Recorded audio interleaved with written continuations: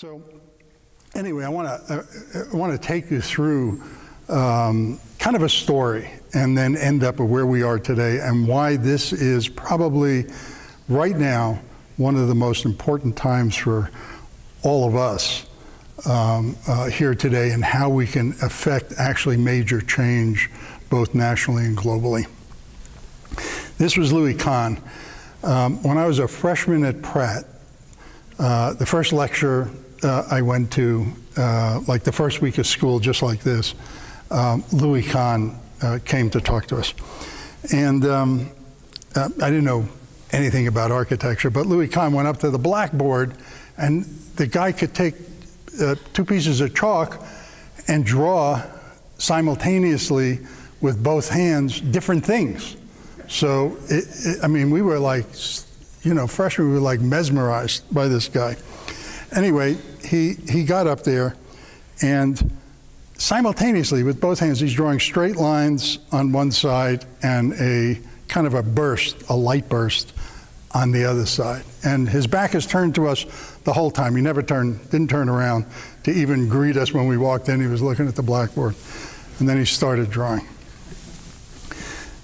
Then he wrote silence and light. Try it sometime. He wrote silence and light, same time with both hands. This is silence and this is light. And then he started drawing lines. He drew 4 lines, perfect curved lines, connecting silence and light. And then he spoke, but to the blackboard. He said, silence to light. He said, at the threshold of this crossing is design.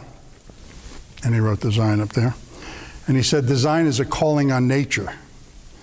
I was a freshman, didn't know anything what any of this meant, but it comes back to me all the time. And then he wrote, at that crossing, design, we deal with space, time, and art, and the environment. And that's the calling on nature. Well, in thinking about this over the years, since that time, we've really gone gung-ho on fossil fuels. And that has entered the mix. It has entered design, right, and electrified this whole diagram. And what it's done is it eliminated time and the environment and left us with space so that architects can focus on space and form. And I'm going to put this into context so you actually see it visually, how this change happened. This is Marrakesh at 31 degrees north latitude, hot climate, kind of like Albuquerque, maybe it lower, so it's even hotter, dry. And you see all the buildings are donuts. And the reason they're donuts in Marrakesh, and this is the pre-industrial section of Marrakesh, so this is older, predates electricity and everything else, is because you had to get light into every space. So you had a very narrow floor plate and you lit the space from both sides. And the reason they had donuts is they had a courtyard and they planted the courtyard, and the courtyard looked something like that. So they planted it so there's a tree canopy on the courtyard, and it became an indoor-outdoor living space. But at night, the cool air, because there's a dry climate, you know, our temperature difference goes way down at night, the cool air would drop down into the courtyards, and it would cool off all the masonry surfaces, and then the trees in the courtyard would keep the sun out during the day, and it'd be a moderated temperature during the day. So time, space, and the environment all wrapped up into one in pre-industrial architecture. You also notice that from a planning standpoint, you can't even make out the streets. They're so narrow. And the reason they're so narrow is you don't want sun in the streets because you wouldn't be able to walk around otherwise. So maybe you'd let the sun in an hour a day at the most.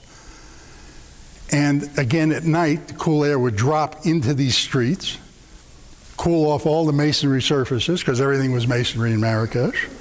And then you'd keep the sun out during the day, and you're actually able to navigate the streets during the day without overheating and having heat stroke in that climate. So again, planning, architecture, everything, space-time and the environment all wrapped into one. This is the pre-industrial part of Vienna, Austria, 48 degrees north latitude. So that's up in Canada somewhere. So it's a cold climate. But everything's a donut. Same thing. Very narrow floor plates. Again, you had to get lighting in from both sides.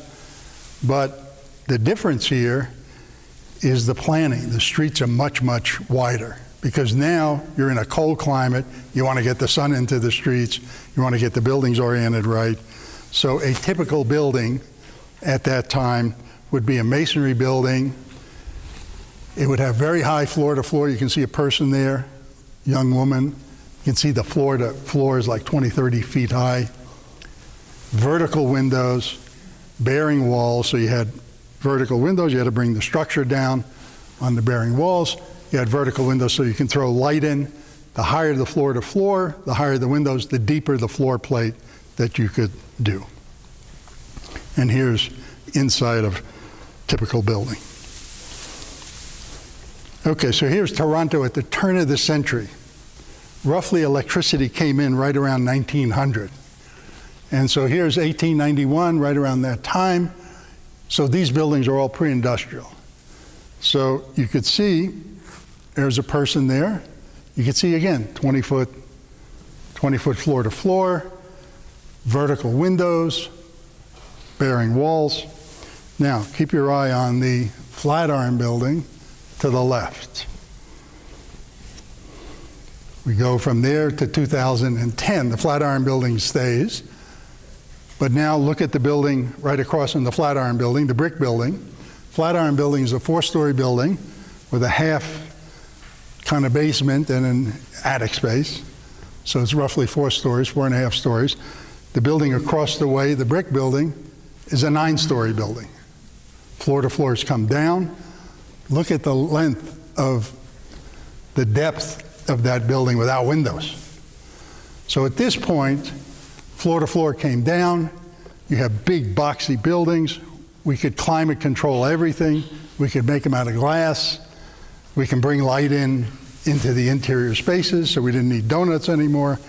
And so we went from pre-industrial to now modern buildings. So how did all this happen? How did that transformation happen? Well, back around 1900, during that time period, working conditions in England and the US were miserable. Wages were very, very low. People were packed into slums around the factories. All the housing was built around the factories. The factories were using coal. You'd have entire families in 1 room, 2 rooms. You'd have coal districts so that the buildings didn't get very much light. The walls were covered with black coal soot. In fact, you didn't even know they were brick buildings because the brick was just covered. You couldn't see the joints or anything else. So conditions were totally miserable. And things were socially were at almost a breaking point. So a group of architects got together in the 1920s, in the early 20s, and then they held their first large congress, they called it, the International Congress of Modern Architecture. And they hosted that in 1928, I think it was in Switzerland. And they decided to make an entire paradigm shift, huge. And they laid out a set of guiding principles for design, for architecture and planning from that point out, and then worked to get it implemented. And it was guiding principles for really social justice and reform. And the planning principles, they call for function-based zones. Get the factories out of the housing so that you didn't choke everybody to death with coal, and put the factories in its own zone, housing in another zone, and use the best land for the housing. Then they called for high-rise housing blocks in parkland and make the parkland abundant, and then space the housing apart so that you got sunlight into and light into every building, rather than packing everybody into slums together. And then they called for, the automobile was coming in, the Model T was right at that period reaching its peak. They called for free and efficient circulation. Instead of these narrow winding roads, they wanted straight thoroughfares through the city so that you can move goods and services and people. Those were the planning principles. At the same time, Le Corbusier, as part of that group, laid out the 5 points in towards a new architecture. So what was this architecture, what was it going to be about? One is separate the column from the wall, no more bearing walls. So we didn't have bearing walls, we moved the structure inside. So we had free design of the facade. So now we can do what we wanted with the facade. We weren't now locked in to the 20-foot height floor to floor with the narrow windows, throwing daylight in. Now we could have long horizontal bands of windows because we didn't need to bring the loads down. And because we had point loads now and not walls, we had a free design of the plan, so now we could do all sorts of interesting things with the plan. And what was interesting was, he called for any space we took up on the ground, put it back up on the roof. Kind of like the roof gardens today, green roofs. I heard yours is leaking over here, but. So by 25, in 25, this is usually considered the first modern building, and it's the Bauhaus. And so you could see those principles, the guiding principles embodied here. Structure moves inside. You now have central heating, so you could heat the wall area, and the wall is now hung from the structure. And so now you have essentially an all-glass wall. We go from that to the curtain wall, to the beautiful Lever House in New York in the 50s. By the 50s, modernism was now roaring and being taught in all the schools. That's back when I went to school, so that's what we were. That's what we were engaged in. Brasilia was the first city that was built on modern principles, and here you can see the wide boulevards, the housing blocks, space, and linear roads, and beautiful circulation patterns. But during that period, these were the tools that we had to work with in designing all this modern architecture. So essentially, the T-square and the triangle. That's why everything at Sao Paulo was either a square or a rectangle. All the buildings. The whole world was built out, all the way out to about the 80s, 90s in that configuration. We could do a half circle or a full circle or a quarter of a circle, but that was the only thing you could dimension because everything was dimensioned by hand. We actually had a French curve, but there was no dimensions on the French curve, so it was almost impossible to design anything more complex than a half circle and actually turn it into a construction document and get it built. So the world was built out with those two tools. Enter computers and computer-aided design and modeling and everything else. And now, absolutely freed up space and form. So now the focus, we kind of blocked out the environment. We can now essentially design any form, any space, and actually dimension it and get it built. And the kind of structures that we're developing now are out of this world, essentially. And we're still building our cities out the same way, according to the same principles. The zoning, big roads, you see it in Turkey, you see it in China, you see it everywhere. Everybody's following the same model. So modernism freed us from the environment, from that connection, from time, and allowed us to focus and develop architecture and planning based on form and space and circulation and automobile and everything. And modernism at the time was revolutionary because it was a social justice movement. And the paradigm shift was absolutely radical and took root and changed the entire world. Now that brings us to 2017.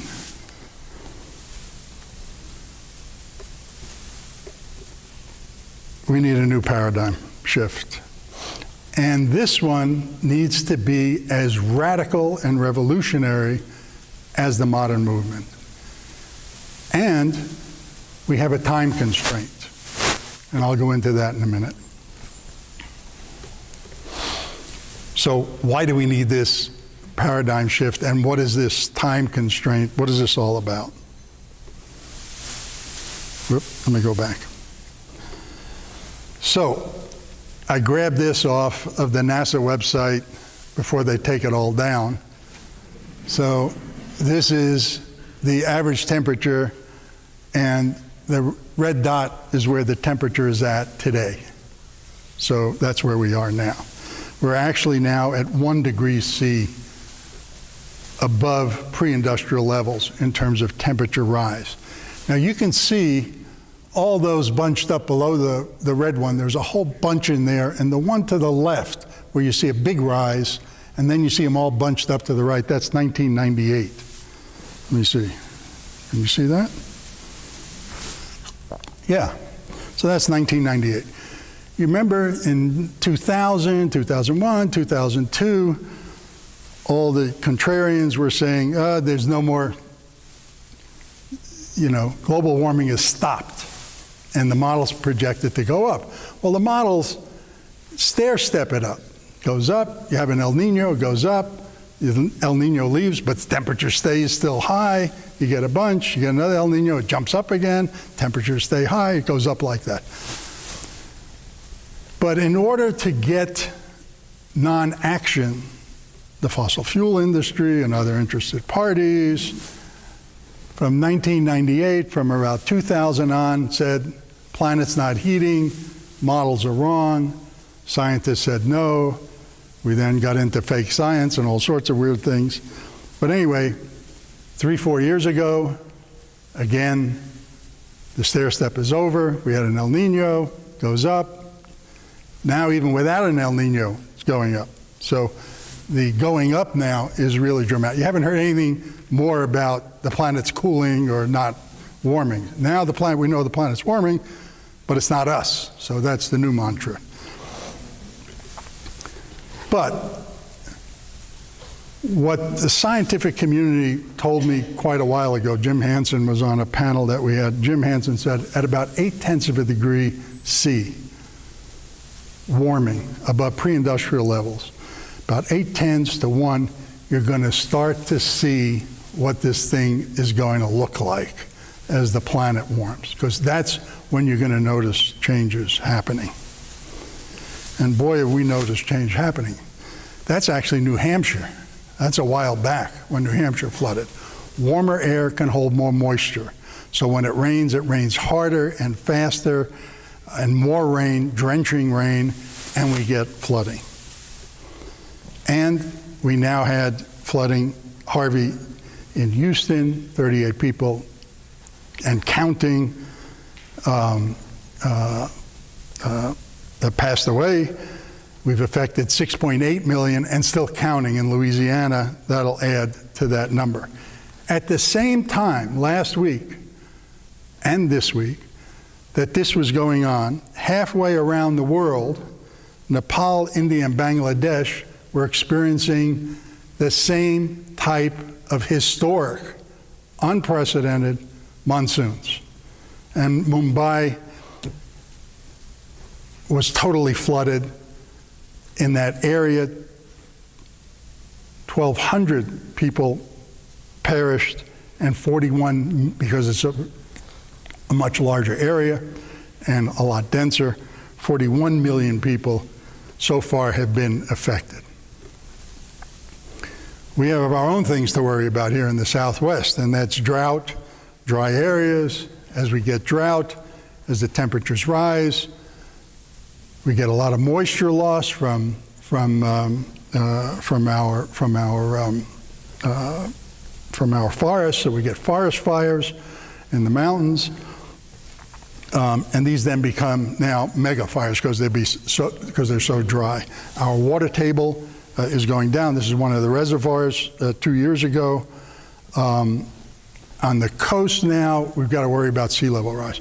Sea level rise is huge for the United States. The whole southern part of Florida is actually gone with a few meters of sea level rise. It's amazing. Miami Beach, forget about it.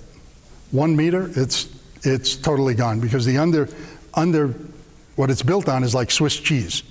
So wherever sea level is, that's where the water table is. So it is going to be absolutely devastating.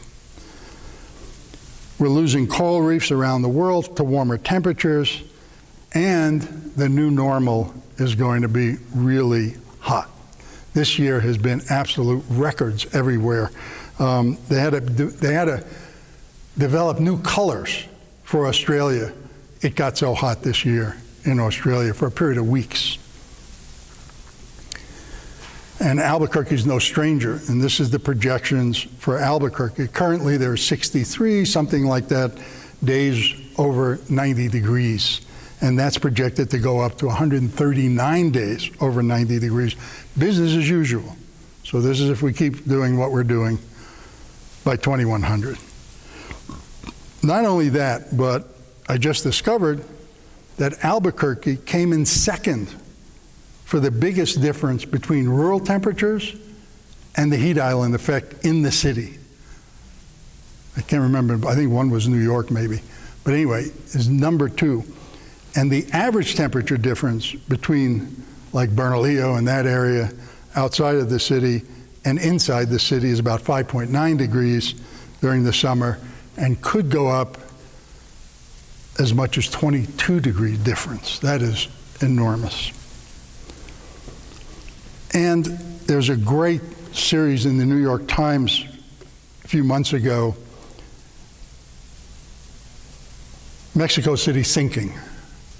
It's built on a layer of clay and the aquifers underneath that, and as they're drawing out more water, they're not replenishing it because of climate change. They're drawing out too much water. The clay layer is sinking, and actually the buildings now are starting to sink. Streets are sinking, everything's sinking in parts of Mexico City. So, just recently, now we have 2 big headlines. This was in June, so a few months ago. We have a 2020 deadline to avert a climate catastrophe. This is what the experts have said. And just a few weeks ago, Stephen Hawking said we're close to the tipping point where global warming becomes irreversible. Now let me put that in context. These are the scenarios that were run by the international scientific community, and published as part of the IPCC report and given to everybody, countries, before we went to Paris, and the Paris Agreement was ratified. It was when fossil fuels would peak and then start to decline. So they ran 4 scenarios. One is kind of business as usual, and then you kind of run out of fossil fuels. And it then kind of levels out by about 2080. And then they ran a peak of 2080, and then a reduction. Then they ran a peak of 2040, 2050, and then a reduction. Then they ran a peak of 2020, and a total phase out of fossil fuels by 2070, 2080. And so what would that do? So the only one that kept the temperature below 2 degrees C, which is what the international community has established as the absolute maximum. Otherwise, things just get really bad. That scenario gave us a 66% chance of staying below 2 degrees C, but it also gave us a 33% chance of staying above, going above. And they said those odds are not good odds. So they ran a fifth scenario before Paris. And that was peaking between now and 2020, and then phasing out all fossil fuel CO2 emissions by about 2050, and that gave us a better than 85% chance, and that's called the 1.5 degrees C scenario. So you've all heard 1.5, 2, you've heard those numbers. This is what that all means. Why is that important? Because all the scenarios, without the phase out, the planet actually sails past, by roughly 2050 or earlier, sails past the 2 degrees C. And what Stephen Hawking said is, I'm afraid we're almost at a tipping point. Climate change becomes irreversible. The planet actually keeps on warming. There's too much CO2 in the atmosphere, and the inertia it's kind of like a solar building. You keep getting hot days, hot days, hot days, the building gets hotter and hotter and hotter. Same kind of thing. So that's why climate change becomes irreversible. If that happens, it's a nightmare. That fourth scenario, and why we want the 85% chance, doesn't get up, that's called the 1.5 degrees, doesn't get up to 2 degrees, and actually, when you phase out by 2050, you actually start to bring the planet back into the climate that we've always known. It's going to take a few hundred years, 200 years, but slowly but surely it comes back. And that is the only track that we can be on. That was presented in Paris to the countries. They adopted the 1.5 as the target. Okay, now it gets interesting. As if that's not interesting enough. Over the next 15 years, world urban population is expected to increase. This is 15 years, decade and a half, 1.1 billion people. Let me give you an idea of what that is. That's the equivalent of the entire population in the Western Hemisphere. Canada, US, Mexico, Brazil, Argentina, Central America. That's 1.1 billion people.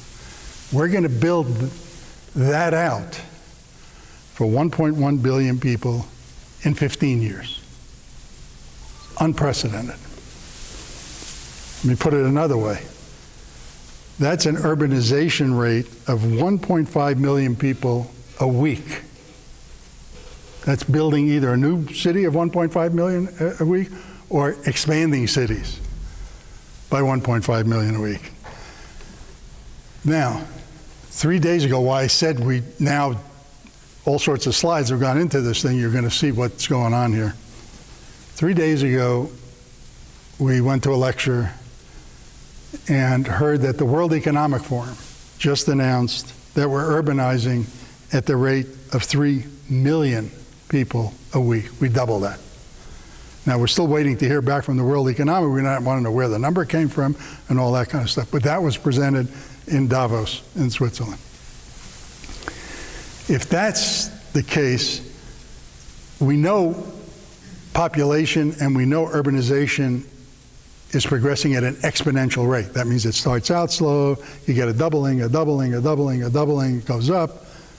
But this doubling from 1.5 to 3 in a very short period of time means we're almost going vertical very, very quickly in terms of urbanization. It's either a blessing or it's a nightmare. We'll talk about why both. In the US, we're expected to increase by 34 million people in the next 15 years, but we're going to urbanize 40 million people. So not only are people being born in cities, but people from the rural areas are moving into cities. So cities, not only worldwide, but in the US, are absorbing the entire population growth from now on out. for the foreseeable future. What we do know is where all the emissions are coming from. 75% of all human-produced global greenhouse gas emissions come from cities. And that's where the problem is, and that's where the opportunity is. And that's why I say planning and architecture. And that's why we need a paradigm shift. In urban environments, what percentage of emissions are attributed to buildings? Because you have buildings, you have transportation, you have solid waste, you have all sorts of things, right? In New York City, it's 71%. In Seoul, where you're going, it's 63%. In Boston, 73%. So it's anywhere between 55 and 60%, where you have a motor-oriented city, all the way up into the 70s, 80s, and even in some cases, we've seen 90% of all emissions come from buildings. So now these are put in this morning slides. Jeffrey West is who we went to see a few nights ago. He's a friend of mine, works at the Santa Fe Institute. It's brilliant. In fact, he was one of our panelists at our first symposium when we first discovered this issue. And you can go and ideas worth spreading, the surprising math of cities, you can Google it and watch his presentation. But I'm going to give you a little piece of it right now on TED Talks. What we know is that exponential growth, the curve on the left, starts out, and there's a kind of a story explaining exponential growth. I'll go over it now. I think it's from France, actually, somewhere. But anyway, somebody has a pond, and he's growing lilies in the pond, right? And he looks out, and there's one lily, and next day there's two lilies, and then it keeps growing. And he looks out, he's getting a little nervous, and the pond's about half full. And the lilies are growing exponentially, right? They're multiplying exponentially. The pond's about half full. He's not too worried about choking off all the oxygen and the light down so that the fish die and everything else. He's watching his pond is about half full. So the question is, how long before the pond is totally full? How many days does he have left to deal with this issue? He's saying, well, I'm not going to worry.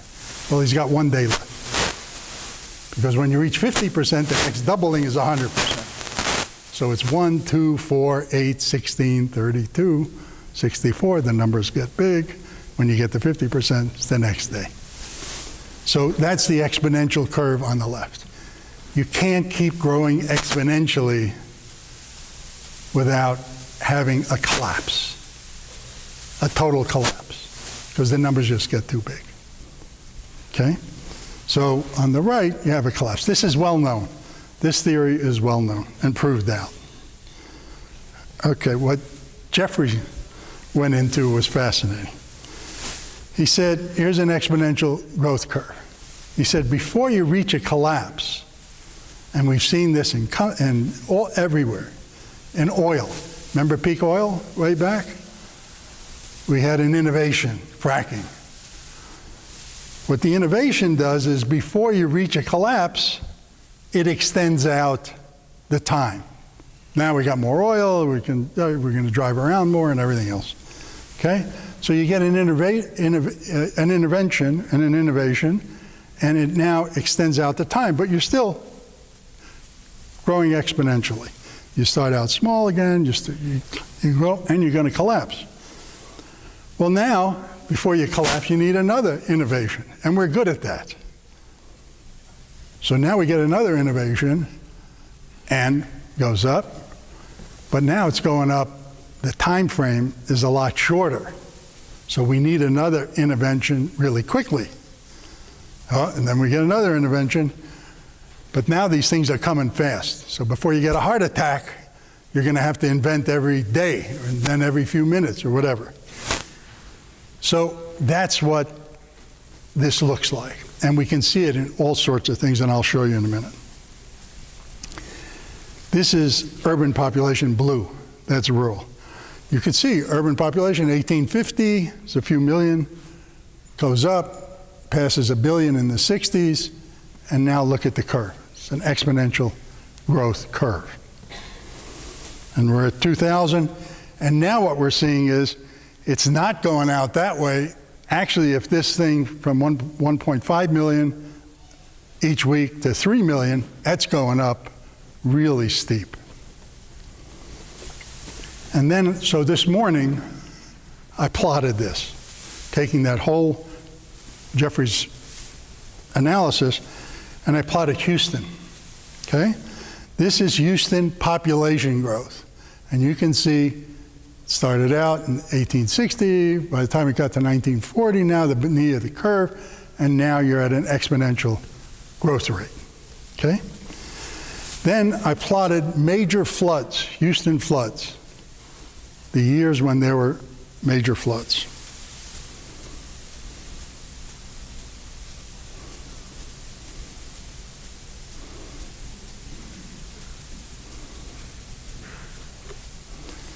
There were major floods in 2001, 2006, 2008, 2015, 2016, 2017. Climate change is happening, but the growth also has reached an exponential point where it's going to be a total collapse. It's going to cost close to $200 billion to put that city back together. $200 billion.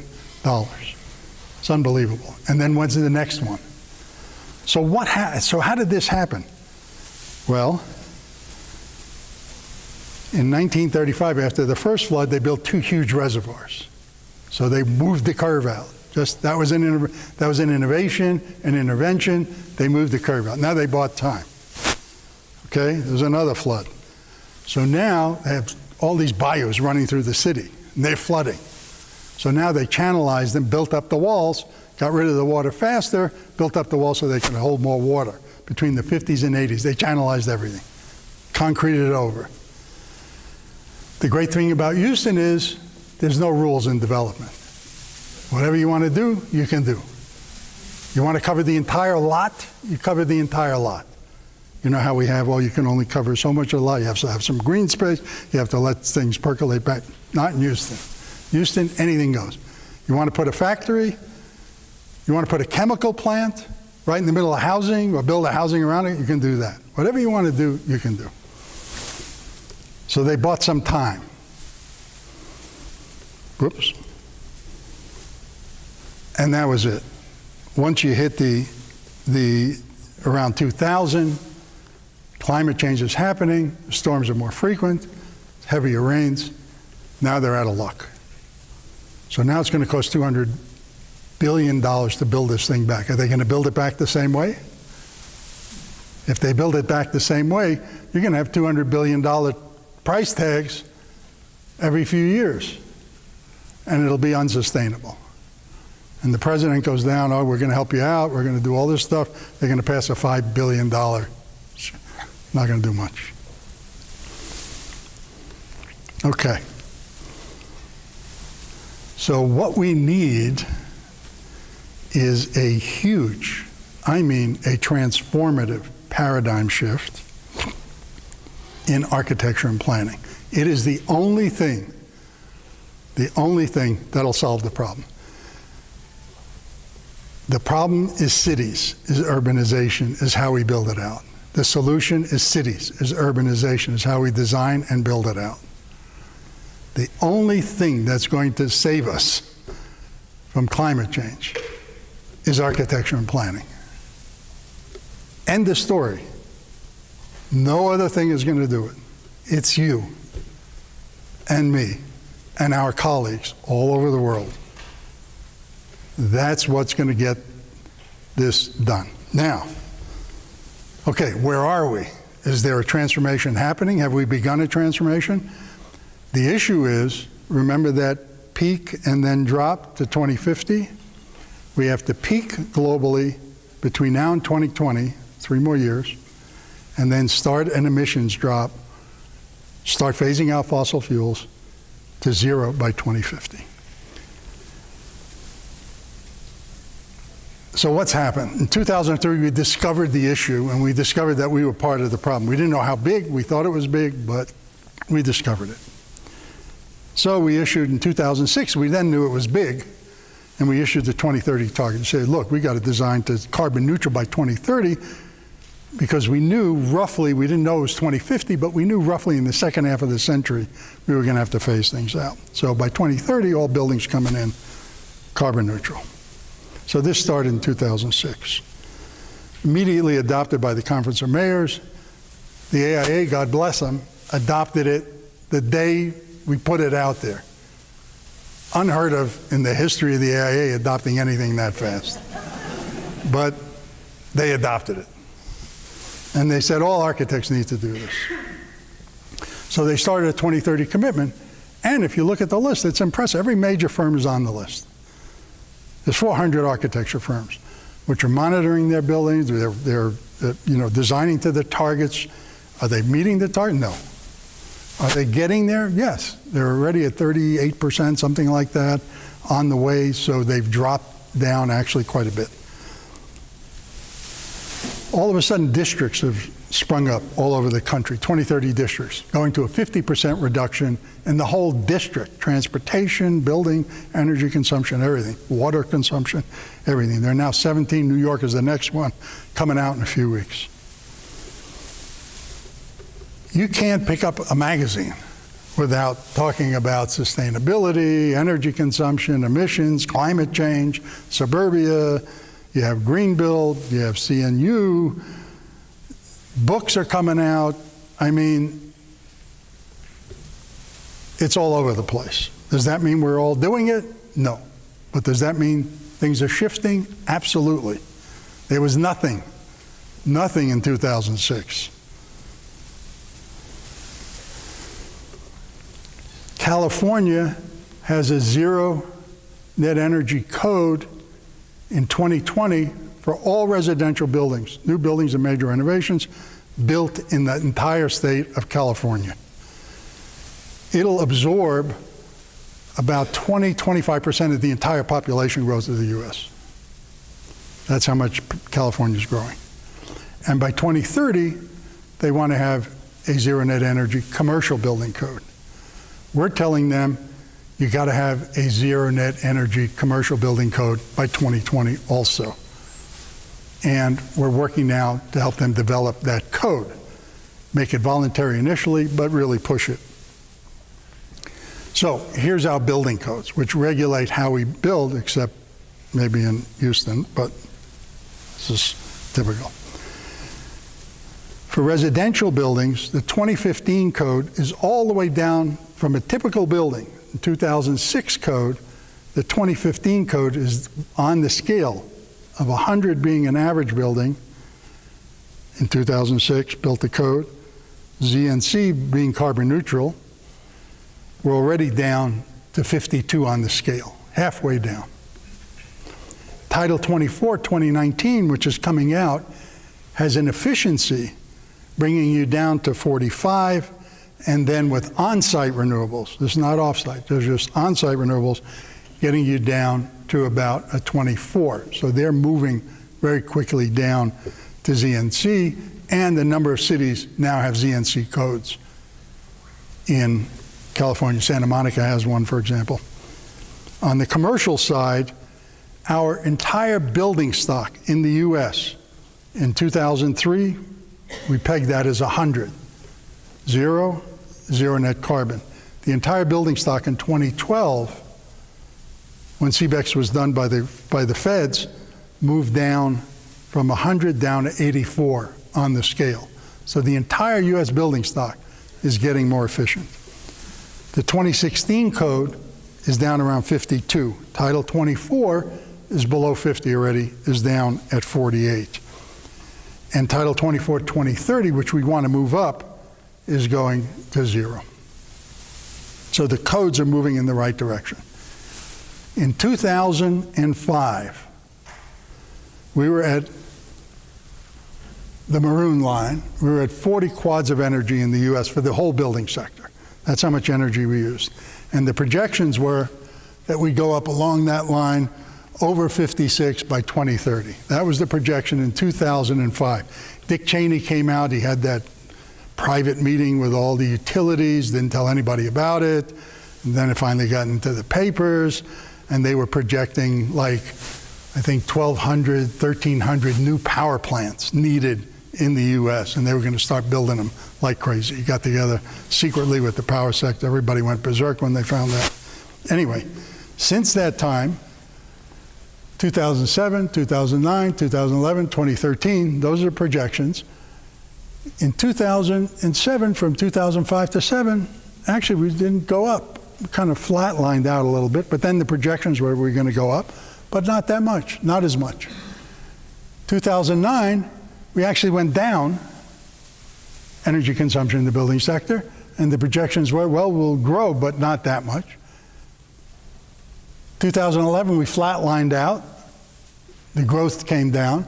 2013, we actually went down, 2013, and almost level. 2016, we were down 2 quads, and the projections were that we were going to actually go down between 2015 and 2030. Now, we built already, between 2005 and 2015, 20 billion square feet we've added. So we've not only made our buildings more efficient, we took up all the energy that all those new buildings were, and we actually reducing in the US. And the 2017 number just came out, and that's down even further. So we're moving since 2005. The architecture community, we know they're moving. We know everybody's moving in that direction. The codes are getting better, everything's moving in that direction. Is it enough? No. But we'll get to that in a minute. That's Dick Cheney's 1,200, 1,300 power plants that we don't need and never built. This is greenhouse gas emissions. Again, the projections in 2005, emissions in the building sector would go up. By 2013, they had actually come down and they were flat. 2016, big drop. 2017, even greater. Huge drop. And since 2005, our emissions in the building sector is down almost 30%. The reason is we've not only dropped energy consumption, but a lot of that is due to fuel switching from coal to natural gas, which buys us some time. It's one of those interventions that buy us some time. But as we build out and we use more gas and more gas, we then get into the same problem. We need another innovation and intervention. We know that the UIA adopted 2050 as the phase out for all carbon emissions in the building sector. We introduced the China Accord and got all the firms, both US firms that are over in China with offices in China and all the large Chinese firms, to try to design to carbon neutral standards or as close as they can get. We got them to sign on, and we then brought that to Paris. In Paris, we got a buildings day, first time ever. They acknowledged that the building sector was part of this problem. And the US, after we kept hammering, everybody kept hammering at the US to join the Ambition Coalition of keeping it at 1.5, 2 days before signing, they finally joined, and then China joined, and everybody joined, and we got the thing signed. So what the long-term goal said is that we were going to keep temperature increase well below 2 degrees C, preferably shoot for that 1.5. And that's where we have to be. Since Paris, now this is absolutely fascinating, 533 cities worldwide. We also realized in Paris, cities were it. 533 cities said they were going to disclose their greenhouse gas emissions. That was up from 70% before that. Globally, of the 533, 190 have targets of how much they're going to reduce. In the US, 131 cities of that 533 have agreed to disclose their carbon emissions, and 74 have targets. Then the president withdrew from the Paris Agreement. US to leave Paris Accord, Climate Accord. What happens now? Let me tell you what happens now. Went from 533, 7,400 mayors now vowed to not only give their carbon emissions, but also create a plan to reduce them. 7,400 in a matter of weeks. So we went from 533 to 7,400. In the US, we went up to 372 cities have committed to the actual 1.5 degrees to phase out fossil fuels by 2050. Do they have plans in place? No. They just all of a sudden said, we're going to do this. Now they're all scrambling around to develop plans. That's the new frontier. California stepped into the US's shoes and said, you're not going to do it? We're going to do it. And not only that, we're going to collaborate with China. And China said, we want to be a major player on the world stage. What better opportunity than to fill in for the US on climate change? We're going to flatten out our emissions, and now we're going to start to reduce them. India joined the chorus. Why is California, India, and China so important? This is the emissions graph. That's China's emissions, way up there. They have now flatlined, so they peaked. US has been going down slightly, and we see that in the building sector. India, however, is now on a curve that's going to bend up like crazy. So we'll be in India in a few months. We got to turn that around. If we turn that around, global emissions start to then peak from 2020 on. That's why I say cities, architecture, and planning, paradigm shift, critical if we're going to save lives, communities, cities from a lot of destruction. So how do we do this? We know we have to phase out. We know that 2050 date. So how do we get to carbon neutral in planning and architecture? It's actually not that difficult. It's a two-step process. Step one is information. If you know what you're doing and you know what you're planning, you know how to plan, you know how to do this stuff, you can get 70 to 80% of the way there. And then the other 20% is technology. So what's the 70, 80%? It's everything we know about: transit-oriented developments, public transportation, walkable communities, walkable streets, passive solar heating and cooling technology. I mean, it goes on and on. Orient the building right, daylight the building. I mean, everything, we know it all. There's no magic here. It's just learning it again and then doing it. Gets us 70 to 80% of the way there. Step two is renewables, both on-site and the key is off-site, is being able to import renewables to get yourself to zero net carbon. Why? Think about it. Everything that's going to be built now is urban. In urban areas, the footprint is small. The roof area is teeny. The amount of square footage is huge. There's no way you're going to generate all that energy in the building, on the roof, or even on the walls. One building's going to shade another building. Compact development actually is an energy saver, but you can't produce it on site, so you have to import it.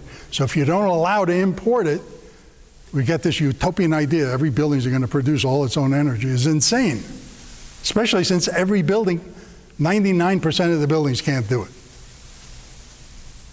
So you have to allow for off-site to import. So you reduce 70, 80%, big deal. You import 20%, 10%. So for us, okay, we've taken a look at all the strategies. We put them into the 2030 palette. It's all online. It's free.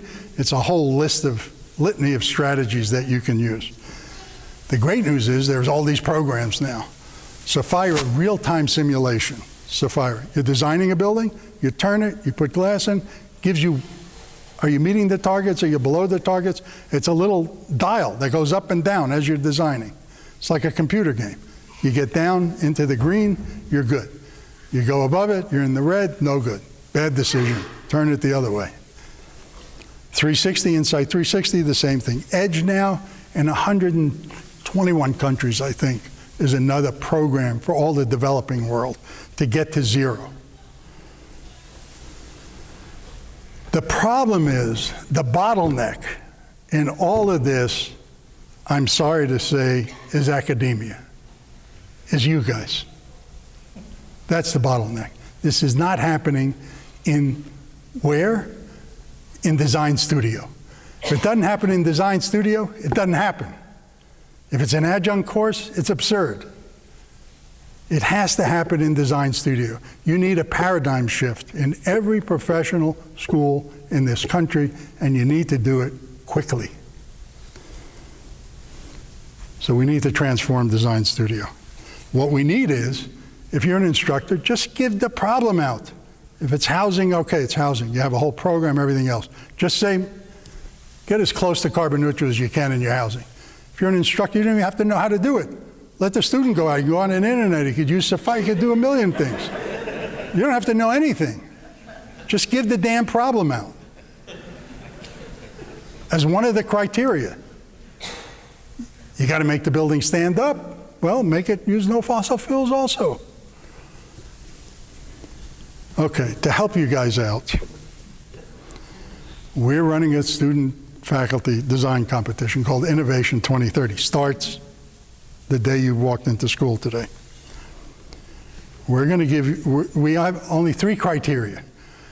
And don't worry about any other criteria they put on, the AIA puts on. 3 criteria. Energy and emissions, get it down as close to zero as you can. Adaptation. You're going to rebuild places. And if we know the heat island effect is coming big time here, we better design for it now because those buildings will be here 50 years. And then resilience, so that they can operate after some of these things happen. So those are the 3 criteria in the competition that the judging will be on. And there's $20,000 in student prizes, $20,000 in faculty prizes. The students, however, get paid summer internships, the winners, at a firm of their choice. And we're signing up firms like crazy. Whoops. These are some of the firms, SOM and BBJ, in cities all around the country. You win, put your first choice down, we'll try to match you up. Each one is giving out a few internships. If there are too many that want to go to SOM, you'll have a first, second, third, fourth choice, something like that. And we'll match you up with somebody. And you get paid for the summer if you win. So these are some of the firms that are already signing up. And we'll have probably another 15 or 20. We have another 5 already, 6 already that signed up before I made this. And not only that, if you win, you're on the main stage in New York. You'll get a stipend to go to New York, and student, you're on the main stage, and your work will be exhibited there. You get announced on the main stage of the New York AA convention next year. For the faculty, you not only get the money, but you then get a $1,500 all-paid invitation to the night before at a very fancy hotel is the Design Futures Council Forum on the Design Education, where faculty, deans, the profession gets together and discusses all sorts of things about design education. It's actually, these are incredible sessions, and they're very well done. They cost a lot of money for people to come. You guys get to come for free, the winners, the ones who actually give the problem out to the students and help the students win the competition. Now, I showed this 2004 in Pittsburgh to a group like you of just scientists, no architects, no engineers, scientists. It was a big conference. For some reason, they asked me as the keynote speaker. So I gave them a problem. You give scientists a problem. I said, okay, this is Seattle, Chicago, Albuquerque, Atlanta. I'm going to give you how much energy falls on the roof in thousands of BTUs a square foot a year in these four very different climates. And then how much energy falls on the facade, average, over the year. Okay, so these are averages. Takes into account cloud cover, rain, everything. So this is how much energy falls in Seattle. You can see Albuquerque, it's through the roof here. So it's 700,000 BTUs a square foot a year. Seattle's about 400,000. That's how much energy falls on the roof over the year, square foot, in those climates. So I said, scientists, this is how much energy falls on the south facade over the year. In Seattle, a little bit less than 400. In Albuquerque, still huge, up about 500. Atlanta, Chicago. Now I said, scientists, this is the U.S. average energy consumption. This is average. This was 2003. We're better than that now, but this was 2003. This is how much energy an average residence uses per square foot to square foot, in kBTUs a square foot a year. So same thing, 42,700. This is how much a commercial building uses per square foot, okay? So I said, okay, scientists, I am going to now say if we build it today, it's half of that, because you saw on the graph, right? We went down from the 2003, the average building. If you build it to code, you're down around 50. So in the red bars, that's how much energy they need per square foot. So I said, okay, here's the problem. This is how much energy in Seattle. It's cloudy almost every day, except maybe in the summer, a few days it breaks through. That's how much energy falls on two surfaces of a building in Seattle. That's how much energy a residence needs in Seattle, in the red, in the bright red, okay?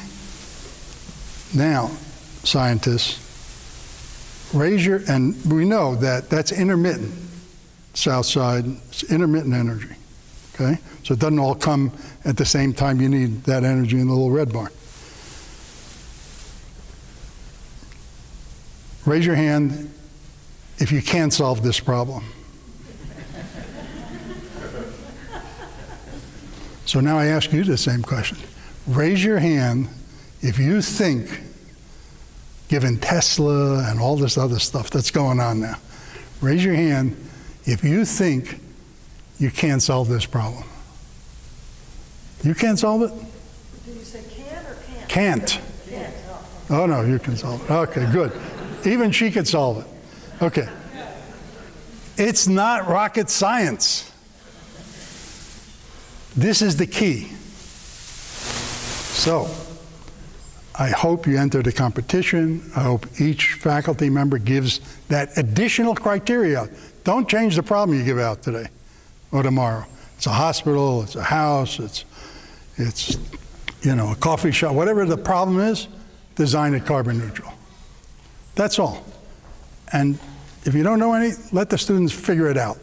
They got to do a pinup, right? After the first week, let them do the research, pinup, what did they find? You'll learn more from the students than if you try to do it yourself. So we hope to see you. We hope there's a whole slew of winners. There are going to be 10 winners. The winners are limited to 3 students per team. Could be 1, 2, or 3 students, so be a lot of winners. We hope there's a real good group of you coming from New Mexico. So, paradigm shift, it's up to us. There's nobody else, the federal government, there's just nobody else going to do it. If we don't do it, it's not going to happen. And then, responsibility is pretty awesome, but the opportunity is incredible. Thank you.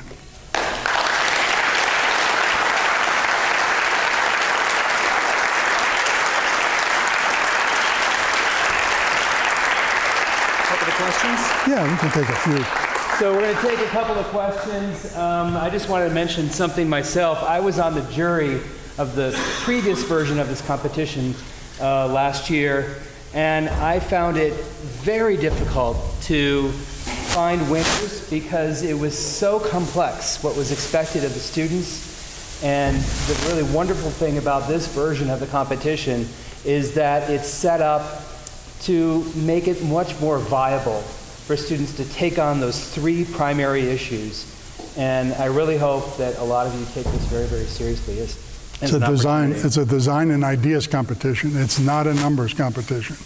It's a design and ideas. And we picked out a great jury, which we'll announce probably in a week. We'll announce the jury. Some great people, Studio Gang and ZGF, and just. Great. So who's got questions?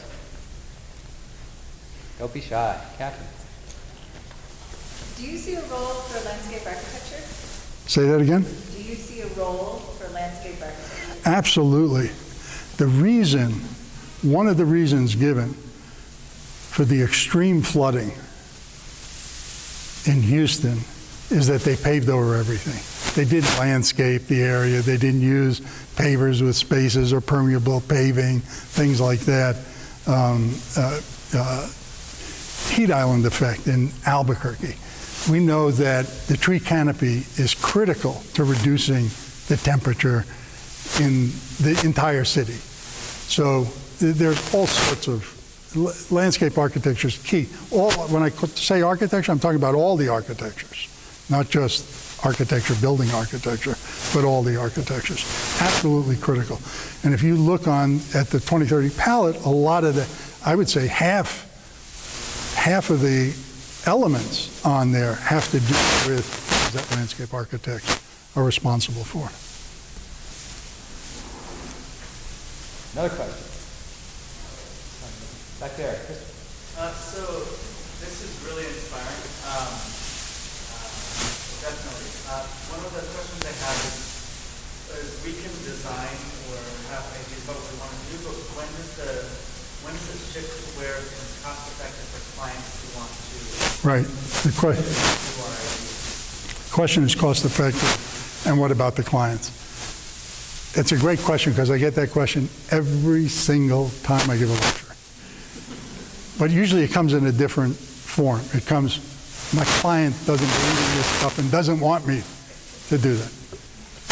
I said, wait a second. I said, you're not really telling me the truth. I said, I've practiced now for 50 years.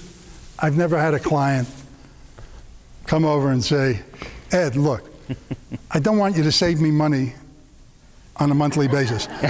I want to spend as much money on utilities as I possibly can. Don't design the building. Oh, yeah. No, don't design it the same. Greenhouse gases. Yeah, I want to spend triple. I want to triple. Never. The slide I showed, 70 to 80% of the way down is design. No cost, low cost options, cost savings options. How do we know that?